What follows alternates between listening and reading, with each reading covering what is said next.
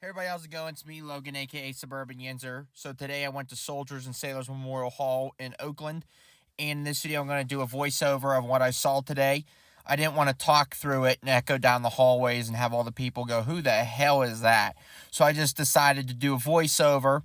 Today, Soldiers and Sailors did not look like this. It was snow and it was like 20-some degrees in downtown Pittsburgh. So this is Soldiers and Sailors Memorial Hall. I decided to walk around today on my day off and just show yins a little bit what the museum looks like. It's dedicated to Allegheny County, Pennsylvania veterans. So right here in the Gettysburg room, we have basically Gettysburg themed pictures and veterans who served in the Battle of Gettysburg.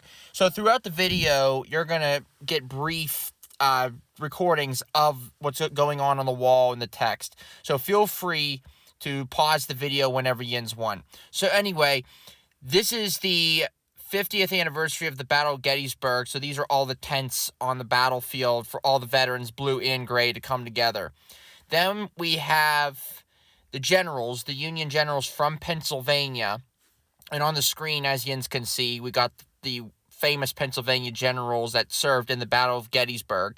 You just saw Strong Vincent, and that's Pennsylvania generals. So right here we have Samuel Crawford, and then up here, who do we got here? I can't read it because there's a thing in the way. Oh, we got General Reynolds, John Reynolds. So then these rifles right here were found on the Gettysburg battlefield. As you can see, the one in the middle was literally smacked with grape shot at the Battle of Gettysburg. Decently unsure of who was carrying that rifle, but whoever was, I don't think they made it. It is a M1842 Springfield, I think. That thing got messed up, but it's a great artifact.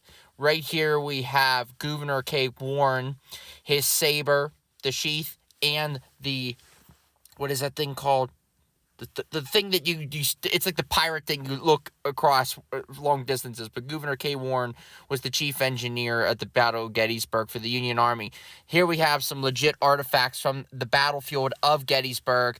Amazing things that were confiscated or found on the battlefield itself. I mean, for me, as a Gettysburg nut who loves Gettysburg, it is so immaculate.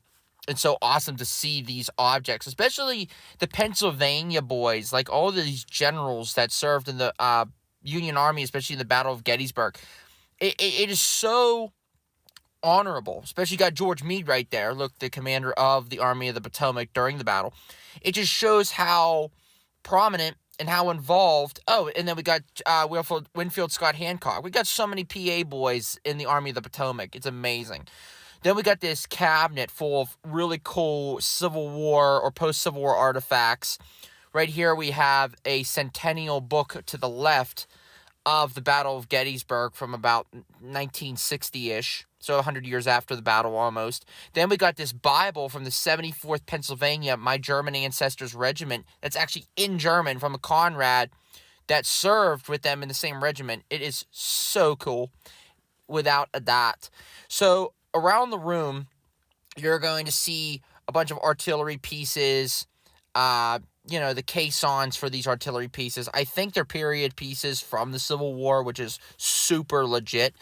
And on the wall, it's going to give you a detailed history of Soldiers and Sailors Memorial Hall, the evolution of the hall.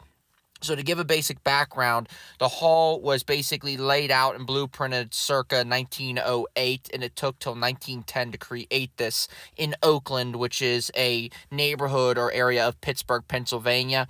My ancestors, especially the ones that were involved in the Civil War, and their wives, their daughters, fundraised, especially the women of the Grand Army of the Republic. They came together to raise the funds for this memorial hall to honor the Allegheny County veterans of the Civil War. And when you're going down the hall or going down the wall, you're going to see really cool pictures of soldiers and sailors with the veterans sitting in the big auditorium that I graduated college in 4 years ago, had the ceremony, walked up on the stage. It's so awesome to see these veterans. These are actual Civil War, Union veterans that are from Pittsburgh or Allegheny County in general, coming together for the opening. And this woman right there, her name is Mrs. J. Anna Sharp McDonald. She is one of the women of the GAR that helped fundraise, like my third great grandmother, Elizabeth Riebel. And then these are all of the veterans standing outside of soldiers and sailors way back in the day. I think this picture was taken about the early 1900s, the Union Veteran Legion. So you got the Union veterans. I mean, this place is a hub for Union veterans, not only from Pittsburgh, but also around the southwestern Pennsylvania region. This place is like a museum to them. And it was like a headquarters. It was like a hub where they all came together to basically honor them, to honor their service and their fallen comrades during the Civil War. And so this picture right there was taken in the same room, the Gettysburg room that I'm in right here. And this is the Alexander Hayes Grand Army of the Republic post number 3. These are the members of that post of the Grand Army of the Republic. And as you can see, that this picture right here was taken right there, where I'm pointing right there. So that is super cool that those veterans were standing right there during the early 1900s. It's super awesome. So right here we have another picture of the veterans standing outside of soldiers and sailors, probably around the early 1900s when they were in their, I'd say, 70s or 80s. This was in 1922, so this is during the 20s. And then we got more pictures of the veterans in these beautiful, well-constructed rooms around the hall. This is probably also taken in the Gettysburg room as well, because I'm assuming that they're going to correlate the pictures with the rooms that they're staged in naturally. We've got more veterans. So it's really awesome to see how the veterans, how serious they took this place. I mean, it's a sense of honor and pride that they had in this place, that it was kind of like a museum to them. And we got the Duquesne Post 259 Grand Army of the Republic. But not only the Civil War veterans, but also the World War I boys. So as you can see, we got some doughboys in 1917 and 1918 during World War I. They congregated and stationed themselves at soldiers and sailors because it was a hub not only for the Civil War veterans, but also military personnel and military veterans all around Allegheny County, southwestern Pennsylvania. And these pictures of the doughboys during World War I, during the war, congregating at this place really shows how impactful and how prominent they held this place, and just the satisfaction they got of knowing that their grandfathers, this was their museum. So out in the hallway, as you walked on, you're going to see a lot of artifacts. So this right here is the 61st Ohio Infantry, which fought at the Battle of Gettysburg next to my ancestors in the 74th Pennsylvania. Super cool artifact, little connection to myself and my ancestry. And these artifacts really encapsulate what the men were going through. Like, we got the hardtack, we got the silverware, we got a sense of what the men were going through in the camp life. What was the life like for the veterans during the Civil War? What did they have to endure? What kept them busy? And this is a chair that was sat in by General Ulysses S. Grant during the Civil War. This was his chair of command or whatever. I don't know what it said. It's too small. But then we got a small table right here with a bunch of cool stuff. We got money, newspapers, artifacts that the soldiers would read with or write with. Got the real rifles that they would position when they would go into camp. They would line them up like that. It's super, super cool to see. Got some pipes there. Got some pictures. Oh, and then we got the amazing artillery shell display. So these are the artillery shells that they would shoot at each other, both sides, both Confederate and Union. Look at these shells. Look at these pieces of iron. Look at what they were propelling at each other. These shells, the grape shot, the canister shot. Could you imagine, just for 1 second, a piece of one of these flying out you a couple 100 miles per hour? Like, to think how courageous and how honorable these men were to be able to stand in front of these literal projectiles of terror. That's what they look like. And in another display, it shows We got the sharpshooters here, Burden's sharpshooters. The sharpshooter uniform was green. Everybody thinks, oh, the Union Army was all blue. No, the sharpshooters were green. And also we got the Zouaves right here. What is that? The 155th Pennsylvania Regiment, the Zouaves. The Zouaves were more of a, let's just say, I don't know how to describe it. They were a identifiable regiment or unit of men with their distinct uniforms. Let's just put that like that. Then we got the Veteran Reserve Corps, which my third great grandfather Henry Riebel was in after he was wounded after the Battle of Chancellorsville. He was in the Veteran Reserve Corps. It's when most of the veterans that were invalids or injured or disabled after combat, they would serve in the Reserve Corps, basically to help out in any circumstance that they could based on their disability or circumstance. And over here in this cabinet, we got more of the bugles, the pistols, the carbines. So right here, we got the cavalry. So these are the pieces that you would see more in the cavalry fighting during the Civil War. You would see this at like the first day of the Battle of Gettysburg with Buford, or with Custer on the third day.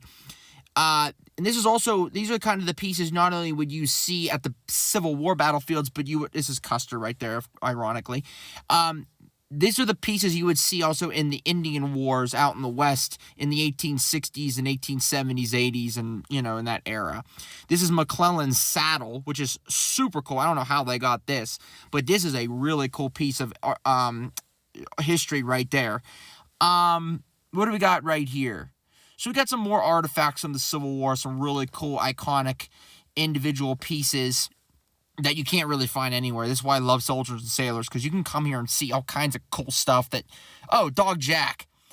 This is Jack, one of the mascots of, I think, the regiment. Let me see, it's a wee bit small. What was he? The 102nd Pennsylvania Volunteer Infantry Regiment. Jack the dog was the mascot, but he was lost during one of the battles in 1864, and the veterans never saw him again, which is really sad. My mom loves Jack.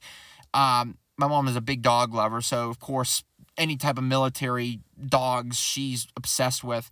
We got these huge, I think they're mortar balls that they would shoot out of the mortars. These things are absolutely ginormous. 10-inch Columbiad spherical shells. I mean, could you imagine? First of all, the technology, but also the severity of the lethality of these pieces. Not only of the artillery, but also we got the muskets right here. We got the rifles. It just shows the evolution of rifles, from the flintlock all the way to the percussion cap. And not only the percussion cap, but also basically breech-loading rifles as well, like the carbines or the rifles that took basically a combined bullet and casing. And we get to see the evolution of more of the standard rifles right here. We see the cartridges that they would use in the percussion cap. And a lot of these cartridges were actually made at the Allegheny Arsenal in Lawrenceville in Pittsburgh, of course. Many Yins that probably don't know that the arsenal exploded on the same day as the Battle of Antietam. We got basically the rounds right here, all of the different calibers. I mean, these balls, could you imagine these things flying through the air? Like the caliber, how big these things were. I mean, I couldn't even imagine. Got African Americans in the Civil War. Right here we got Colonel Robert Shaw, Post 206, Grand Army of the Republic. The African Americans played such a huge role during the Civil War, especially in the Union Army. And I'm glad that Soldiers and Sailors highlights them because, the African Americans not only were fighting a military war, but they're also fighting a social war as well, basically to liberate themselves. Right here we got a flag of the 24th United States Colored Troops. So this is a reproduction. This is like a picture of what the flag would look like. It's not the original, but it's a reproduction. So it's really cool that they highlight the African Americans in their service during the Civil War, because these guys really fought tooth and nail, not only for their freedom, but also for respect and equality. We got a flag for the 61st Pennsylvania Volunteer Infantry Regiment, basically a flank flag. Really cool piece of history right here. Then we got other, basically, sabers, individual pieces. And the cool thing about these artifacts is they were mostly acquired from, like I said many times before, men from Allegheny County, southwestern Pennsylvania. So if you're from Pittsburgh or the region, you come to this museum, you're seeing artifacts from the people of this region, from the veterans that served basically from Pittsburgh, Butler, Westmoreland, Fayette, Washington counties, Allegheny, of course. Then we got a gravestone from Zebulon Hale. I think E.Z. Hale. That's his actual gravestone. So that's right there as a Union Army gravestone during the war. So if you were killed or died in action in the service, that's what your gravestone would look like. Really cool piece of history right there. We got a case highlighting the Grand Army of the Republic right now. We got a veteran of the Grand Army of the Republic named, what's his name? Caldwell. Yeah, he was from Allegheny County. Then we got a gavel that was from a tree on Culp's Hill in Gettysburg. In 1912, it was formed out of that, and they actually found a bullet in the tree that was fired during the Battle of Gettysburg, which I think is super cool.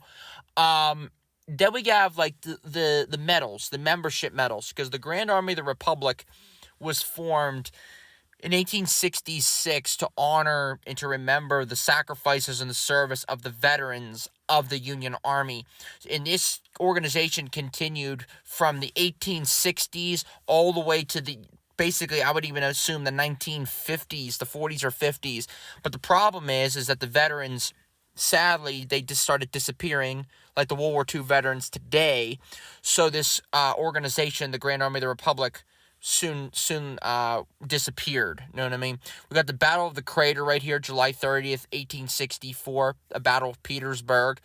If you guys know Petersburg, Virginia, you know the crater, you know the prestige and the prominence of this battle. I mean, it was absolute anarchy. And what I love about this case is it highlights an individual battle, but it highlights the men that served in that battle, in that specific battle. Like the uniform worn by Captain James F. McPheeters at the Battle of the Crater, Petersburg, July 31st, 1864. Note that there was a bullet hole in the coat. He probably didn't notice it, but it probably went through his coat. As you can see, he wasn't injured, he wasn't wounded, but the bullet went through his coat. That happens so many times throughout history where you would get shot and you wouldn't even realize you were shot because the bullet went through your clothes out the other side with no wound. It's absolutely crazy. We got some artifacts right here. This guy named Captain James L. McPheeters, the same guy, the uniform, was born in County Tyrone in Ireland, actually Northern Ireland to be exact, Ulster, and came to Allegheny County in 1851, but sadly, he passed away during the Civil War while serving in the Union Army, and that's him right there as an Irish immigrant or Ulster Scot immigrant that died for the United States in the battle or in the Civil War. It is so honorable that they have his artifacts, that his wife donated these to the Soldiers and Sailors Memorial Hall to be preserved.